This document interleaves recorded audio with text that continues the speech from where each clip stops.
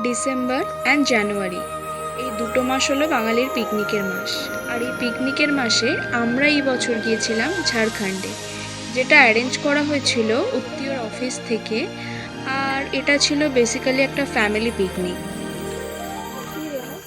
আর সেই কারণের জন্য আমি আমার বোনকেও এর মধ্যে ইনক্লুড করে নিয়েছিলাম, বিকজ আমি মজা করে ওকে বলে থাকি ও আমার হেল্পিং হ্যান্ড, কারণ আমার সব কিছু হাতে হাতে এগিয়ে দেওয়া, এছাড়াও নানা কাজও আমার করে দেয়।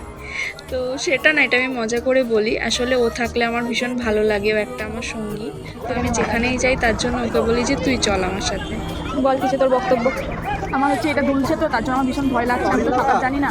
আচ্ছা আমার ভীষণ ভয় লাগছে, কিন্তু তোর মুখটা খুব ভালো আসছে এখানে। ওখান থেকে উত্তিও দাও কি মারছে। মুখটা ভালো হলে চারটে ফটো নিয়ে নেওয়া যাবে।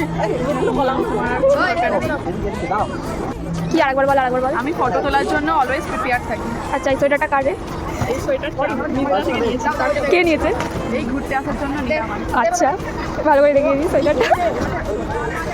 মানে এটা দিয়ে প্রমাণিত যে আমি শুধু তোর জামা পরি না, তুইও আমার জামা পরিস।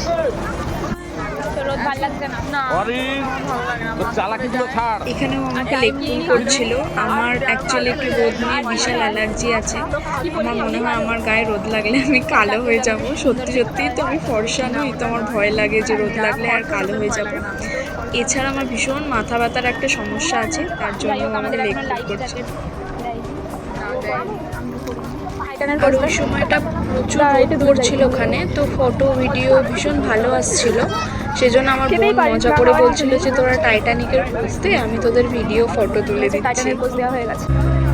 তারপর এখানে আমরা স্পিড বোটে উঠেছিলাম, যেটাতে ওঠার জন্য ওরা আমাকে অনেক কষ্টে রাজি করিয়েছিল।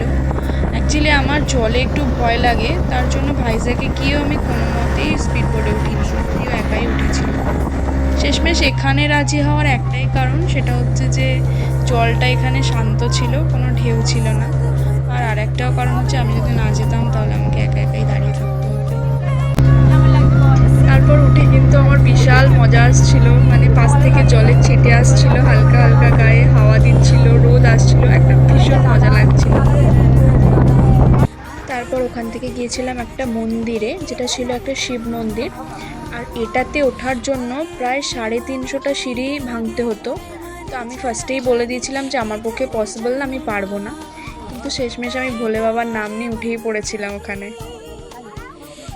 তো যাই হোক, সব মিলিয়ে ওই একদিনের ট্যুরটা বেশ মজার ছিল আর বেশ রিফ্রেশিং ছিল।